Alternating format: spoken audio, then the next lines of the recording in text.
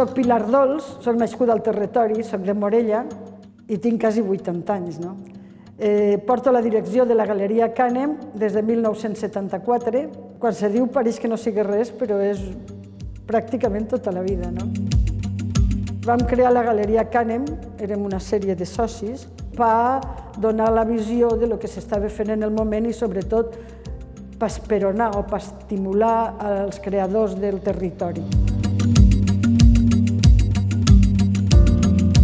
Jo soc Ana Beltrán, soc pintora i me dedico a l'art des de sempre. Sempre he estat pintant des de xicoteta i ja me vaig especialitzar en l'institut, només vaig poder, i després vaig fer Belles Arts en València i segueix estudiant tot el que puc.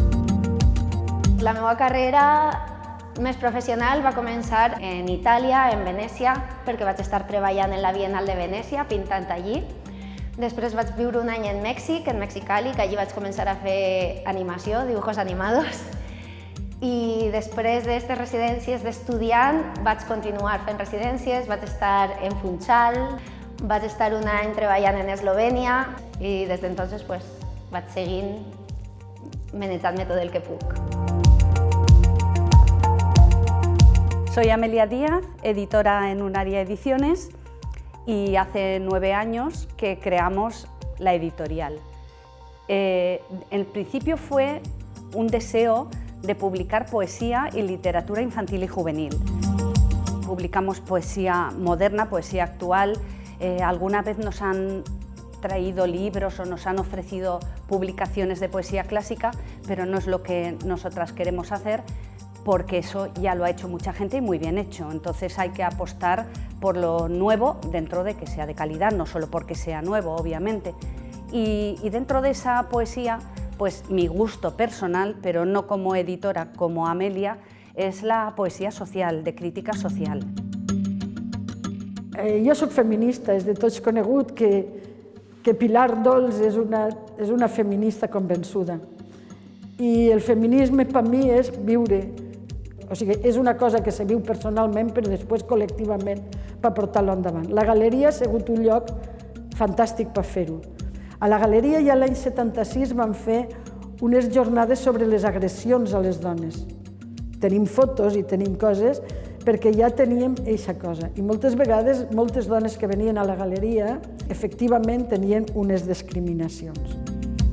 Sí que és veritat que quan veus les estadístiques i saps que un 70% de dones són estudiants de Belles Arts i només n'hi ha un 15% de dones treballant, és un poc curiós.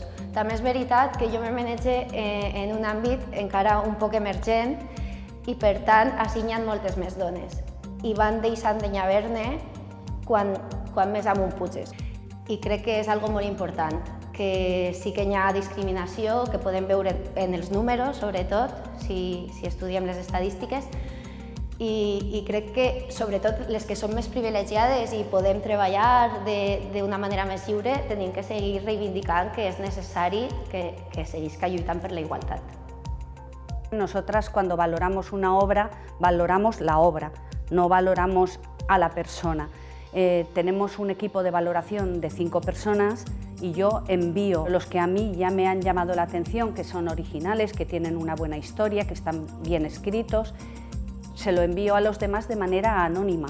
Hay una apuesta por la igualdad en todos los ámbitos. Entonces tenemos también obras en donde los personajes son homosexuales sin ser obras específicos de temática LGTBI. Es una pareja homosexual en su vida normal. Al fi i al cap, jo sóc una dona que m'he dedicat a l'art. Hi ha l'art femení i l'art feminista. Són dues coses diferents. I hi ha dones que viuen molt bé el feminisme, però que la seva obra no és feminista combatent.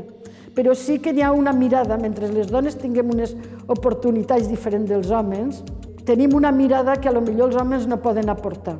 No estic tant per l'art femení com l'art feminista.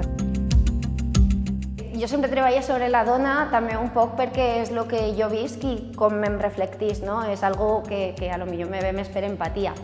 Però últimament sí que estic treballant molt en perspectiva de gènere i tinc un projecte que l'estic fent en David Luis López, que és un projecte en el que treballem en la UGI i tracta de la violència de gènere. I actualment estic treballant també en una performance i una sèrie d'obres pictòriques que parla sobre les bruixes i tots els càstigs que van tindre les dones durant un període molt llarg de la nostra era i que continua ja havent actualment en moltes zones del món. De discriminación no, pero gestos sí que he encontrado. Es decir, yo he ido a una imprenta, el impresor se pasó todo el rato mirándome el escote, no atendía a nada de lo que yo le estaba preguntando en absoluto. O de hombres que me han querido decir cómo tenía que hacer yo mi trabajo. Hombres que a lo mejor ni siquiera eran editores.